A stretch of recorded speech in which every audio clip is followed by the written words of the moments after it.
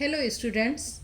पिछले वीडियो में हम लोग कॉन्सेप्ट ऑफ इथोलॉजी पढ़ रहे थे, जिसमें मैंने आप लोगों को लर्निंग पॉइंट के बारे में बताया था उसमें कि लर्निंग जो है वो दो तरह की होती है। एक तो रेस्ट्रिक्टेड लर्निंग और दूसरी है फ्लेक्सिबल लर्निंग। रेस्ट्रिक्टेड लर्निंग में हम लोगों ने इम्प्रिंटिंग लर्निंग पढ़ी थी, जो कि दो तरह से होती है, एक तो फाइलियल लर्निंग और दूसरी सेक्सुअल इम्प्रिंटिंग। ठीक है, आज हम फ्लेक्सिबल लर्निंग पढ़ रहे हैं। फ्लेक्सिबल लर्निंग में का मतलब क्या होता है? फ्लेक्सिबल लर्निंग में दशा एवं बदलती परिस्थितियों के आधार पर परिवर्तित करने की क्षमता होती है। W.H. थॉर्पे ने जो फ्लेक्सिबल लर्निंग है उसको कई पॉइंट्स में डिवाइड किया, जैसे कि क्लासिकल कंडीशनिंग और condition reflexes, habituation, trial and error, latent learning, insight learning और रीजनिंग।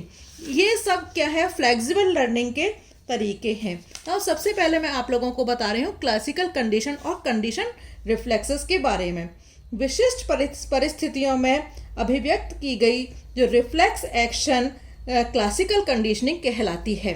ठीक है, तो इसके बारे में सबसे पहले इयान पावलोव नाम के जो साइंटिस्ट थे, उन्होंने इसके बारे में बताया था और उनको इसके लिए 1890 के दशक में इन्होंने इसके बारे में बताया था। पावलोव को 1906 में उनके काम के लिए उनको नोबेल पुरस्कार भी उनको मिला था। क्लासिकल कंडीशन की जो मैकेनिज्म है उसमें दो स्टिमुलस या उद्दीपनों की पेयरिंग जो है वो आवश्यक होती है। तो जब एक उद्दीपन प्रारंभ में इसमें उदासीन होता है, जो केवल एक सामान्य दिशा को निरूपित करता है, अर्थात मीन्स किसी भी तरह के रिएक्शंस को वो उद्दीपित नहीं करता है, अनुक्रिया नहीं देता है, इसे कंडीशन स्टिमुलस की संज्ञा दी गई है। तो दूसरा संगत उद्दीपन जो है उसमें किसी विशिष्ट अनुक्रिया को उद्दीपित करता है, इसे अनकंडीशनड स्टिमुलस कहते हैं। ठीक है, तो ये जो एक्सपेरिमेंट था इयान पावलोव ने डॉग के ऊपर किया था कि सलाइवरी एक्शन की प्रोसेस जो है वो जब हम कंडीशन रिफ्लेक्शंस देते हैं, स्टिमुलेशंस देते हैं और अनकंडीशंस स्टिमुलेशंस देते हैं, तो डॉग जो है वो किस तरह से व्यवहार करता है। तो ये एक्सपेरिमेंट से उन्होंने बताया था। नाउ जो उन्होंने अपने एक्सपेरिमेंट्स को 3 पार्ट्स में डिवाइड किया। कौन कौन सा? एक तो संस्थापित अनुकूलन से पहले, दूसरा संस्थापित अनुकूलन के दौरान और तीसरा संस्थापित अनुकूलन के बाद में। मीन्स किसी क्लासिकल कंडीशंस से को यदि पहले क्या इफेक्ट रहता है, बाद में क्या इफेक्ट रहता है, उसको उन्होंने बताया था। तो सपोज उन्होंने डॉग के सामने पहले क्लासिकल स्टिमुलेशन जो है, कंडीशन स्टिमुलेशन दिया, केवल घंटी बजाई और फिर लेकिन उसको फूड नहीं दिया, तो जाहिर है वो किसी भी तरह की रिस्पॉन्स नहीं देगा। तो कंडीशनिंग नो रिस्पॉन्स जो है वो कोई भी तरह का रिस्पॉन्स नहीं देगा। लेकिन अनकंडीशन स्टिमुलेशंस में डॉग को उन्होंने खाने को मीट दिया, जाहिर है कि मीट को देख करके सलाइवेशन होगा, तो जाहिर है अनकंडीशनल रिस्पॉन्स जो है डॉग वो दिखाता है। ठीक है, तो ये अलग अलग स्टिमुलेशंस दिए गए, केवल घंटी बजाई गई और केवल मीट दिया गया। संस्थापित अनुकूलन के दौरान में जो है पहले घंटी बजाई गई, साथ में उसको फूड भी दिया गया। अनकंडीशन स्टिमुलेशन, कंडीशन स्टिमुलेशन भी है, क्लासिकल स्टिमुलेशन भी है, अनकंडीशनल स्टिमुलेशन भी है, दोनों दिए, तो जाहिर है कि सलाइवेशन सीक्रेशन जो है वो उनका होता है। मीन अनकंडीशनल रिस्पॉन्स जो है डॉग वो शो करता है जब दोनों घंटियां बजाई जाती हैं। कई बार उसको ये प्रैक्टिस कराई जाती है।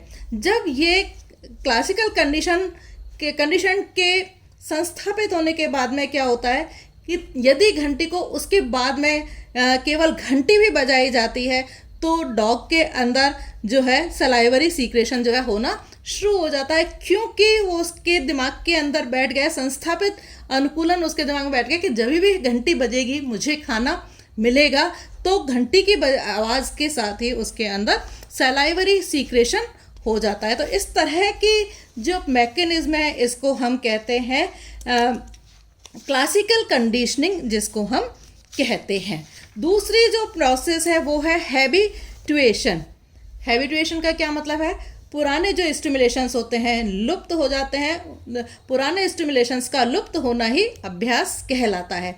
इसमें एक जंतु जो है बार बार एक ही प्रकार के उद्दीपन जब प्रेषित किए जाते हैं, एक ही तरह के उद्दीपन जब बार बार दिए जाते हैं तो जंतु पहली बार तो रिएक्शन देता है, लेकिन फिर बार बार उन्हीं उद्दीपनों के प्रति वो किसी भी तरह की रिएक्शंस देना वो बंद कर देता है। जैसे आप लोगों ने नवजातों को देखा होगा, वो नए खिलौने के प्रति तुरंत रिएक्शन देते हैं, लेकिन 2-4 दिन में वो उस खिलौने से बोर हो जाते हैं। फॉर एग्जाम्पल, यदि बिल्ली का बच्चा एक बार मनुष्य को देखता है तो वो उसके प्रति रिएक्शन शो करता है, लेकिन यदि रोज रोज वो उसी ह्यूमन बीइंग को देखता है तो वो फिर रिएक्शन देना बंद कर देता है। अगर नए उद्दीपन का समावेश पुराने उद्दीपन के साथ में किया जाए तो इस तरह का जो पुनर्अभ्यास या रिहैबिटुएशन ये कहलाता है।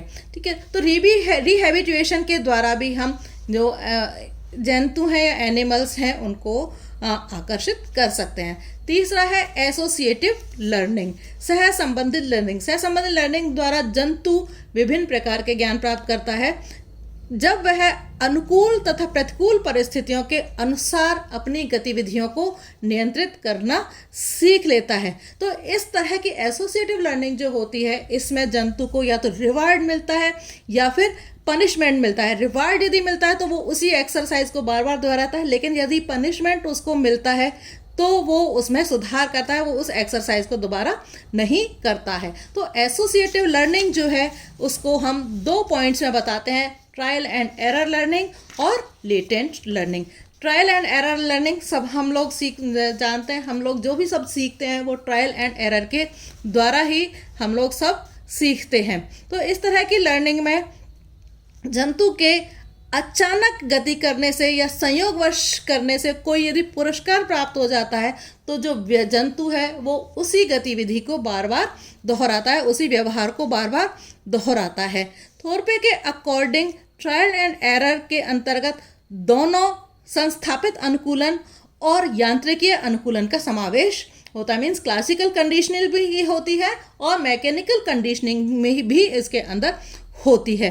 तो जिसमें जंतु तथा उसके जो बच्चा होता है, शिशु होता है, उसके स्वयं की पेशीय गतिविधियों के समन्वय से ही ये प्रोसेस जो है या मैकेनिज्म जो है वो कंप्लीट होती है।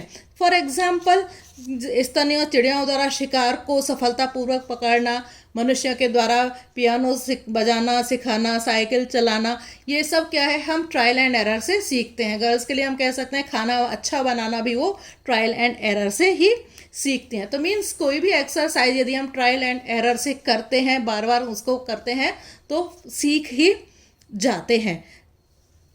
फॉर एग्जाम्पल, इसका थॉर्नडाइक ने एक बहुत अच्छा एग्जाम्पल दिया। उन्होंने एक बिल्ली को कांच के जो कमरा था, डब्बा था, उसके अंदर बंद कर दिया और उसमें गेट खोलने के लिए उसमें एक लूप लगा दिया। बिल्ली को भूखा रखा गया था और खाना जो है वो गेट के बाहर रख दिया, जो कि बिल्ली को वहाँ पर खाना दिखाई दे रहा था। बिल्ली भूखी थी, उसको खाना खाना था, तो उसने पूरे रूम का या बॉक्स जो था उसका निरीक्षण किया, उसने चीज़ों को छेड़ना शुरू किया। तो उसने देखा कि लूप को जैसे ही खोलते हैं, छेड़ते हैं, खींचते हैं तो उसके वजह से गेट खुल जाता है। बिल्ली ने लूप खोला, गेट खोला, खाना उसने खा लिया। अब यदि कभी बिल्ली को वापस ऐसे ही रखा जाता है तो बिल्ली को पता है कि लूप के खुलने से, लूप को खींचने से गेट खुल जाएगा और उसको खाना मिल जाएगा। मीन्स ट्रायल एंड एरर के प्रोसेस के द्वारा जो बिल्ली थी वो ये सीख गई थी कि किस तरह से गेट को खोला जाएगा। Now latent learning. Latent learning बिना किसी पुरस्कार के या सजा के द्वारा होती है। वास्तव में इसमें किसी तरह की भी कोई लर्निंग नहीं होती है, क्योंकि फॉर एग्जाम्पल यदि अभी हाल ही में भोजन किया हुआ तो हमें वो भोजन खाने की इच्छा नहीं होगी, और तो इस भोजन के प्रति व्यवहार भी कोई जंतु प्रदर्शित नहीं करेगा। लेकिन यदि जंतु को भूख लगती है तो वो उस भोजन की तरफ जाएगा जहाँ पर कि उसने पहले भोजन के स्रोत को देखा होगा। फॉर एग्जाम्पल, यदि आजकल जैसे अपने यहाँ पर भी बहुत रेस्टोरेंट खुल रहे हैं, तो आप लोग को जिस सपोज मार्केट में निकले, आपको भूख, खाना खा करके निकले, आपको भूख नहीं है, आपने देख लिया यहाँ पर मार्केट में रेस्टोरेंट खुला है नया, तो आप उस दिन नहीं जाओगे, लेकिन जिस किसी दिन आपका बाहर खाने का मूड बनेगा या जाओगे तो आप वहाँ पर ज़रूर ट्राई उसको करोगे। तो लेटेंट लर्निंग में हम केवल चीज़ों को याद कर लेते हैं कि ये चीज़ यहाँ पर है, और जब हमें ज़रूरत पड़ती है तब हम उसको काम में लेते हैं। तो इनसाइट, नेक्स्ट पॉइंट है इनसाइट लर्निंग। अक्सर जो इनसाइट लर्निंग को जो हाई ग्रेड के लर्निंग के अंदर माना जाता है, मीन्स एक तरह से कहें तो इंटेलिजेंस जो है वो इनसाइट लर्निंग के अंतर्गत आता है। इनसाइट लर्निंग जो है काफ़ी सारे जो मैमल्स होते हैं, जो बर्ड्स होते हैं, उनके अंदर पाया जाता है। इनसाइट लर्निंग के लिए कोहलर ने एक काफ़ी अच्छा एक्सपेरिमेंट किया। उन्होंने ये बताया कि यदि एक बंद कमरे में एक चिंपांजी को बंद कर दिया जाए और ऊपर छत के ऊपर से केले लटका दिए जाएं, तो चिंपांजी उसको कैसे लेगा। तो उन्होंने उसको बंद कमरे में कुछ बॉक्सेस जो है वो भी उन्होंने रख दिए। चिंपांजी ने देखा कि भूख लगी जब उसको कि इन केलों को कैसे प्राप्त किया जा सकता है। फिर उन्होंने बॉक्सेस को हिलाया डुलाया, केले के पास में लेकर के गए और फाइनली बॉक्स के ऊपर चढ़ करके वो अपने केलों को प्राप्त करने में सफल हो जाता है। हालांकि जो चिंपांजी था उसको पहले इस तरह के काम का कोई अनुभव नहीं था, लेकिन उसने अपने इनसाइट लर्निंग या इंटेलिजेंस की वजह से ये सब किया और अपना फूड जो है उसने प्राप्त कर लिया। कौओं के अंदर भी इनसाइट लर्निंग जो है वो देखने के लिए मिलती है। लर्निंग के द्वारा वो चित्र जो है उनको पहचान लेता है। नेक्स्ट जो पॉइंट है रीजनिंग, यह है इवोल्यूशन से की दृष्टि से काफ़ी कॉम्प्लेक्स एंड हाई क्वालिटी की लर्निंग है, जो केवल ह्यूमन बींग्स और जो एप्स जो होते हैं, मंकी जो होते हैं, उनके अंदर ही पाई जाती है। इस स्थिति में जंतु पहले से अर्जित 2 अथवा इससे अधिक अनुभवों का एक साथ उपयोग करके और बिल्कुल नए व्यवहार को अभिव्यक्त करता है। तो जंतु अपने अनेकों मेंटल प्रोसेसेस को यूज़ करके रीजनिंग से निष्कर्ष निकालता है। रीजनिंग आप लोग देखते ही हैं, आप हर एक एग्ज़ाम में रीजनिंग आती है, कॉम्पिटिटिव एग्ज़ाम में रीजनिंग आती है, तो वो अपने दिमाग का इस्तेमाल करके, कई चीज़ों का इस्तेमाल करके ही फाइनली वो इनसे निष्कर्ष निकालता है।